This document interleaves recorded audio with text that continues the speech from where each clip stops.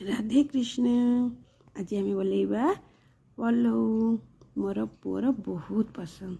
प्रथम गोटे कड़े किछि गुआ घी नहीं जावा से आम तेजपत्र जीरा आउ किछि गुजराती दुटा गुजराती टिके लवंग आ दालचीनी पकईदे तापर से गुजराती गुजराती फुटीगला तापर किसी काजू पकईदे काजू जो भाजी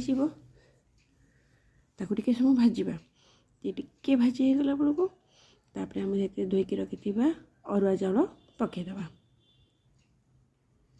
अरुआ चाउल जितेबाला भलसे टे भाजी हो आम जी अरुआ चाउल नहीं गोटे मापिकी नहीं से डबल पानी दबा आटे हलदी गुंड भी देदेबा मन रखिथे मापिकी पानी देवे तापरे किछि लूण पकईदबा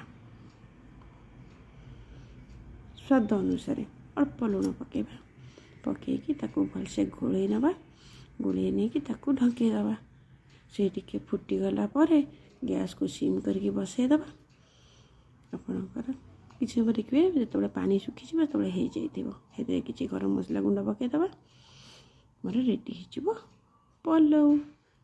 धन्यवाद। जय जगन्नाथ।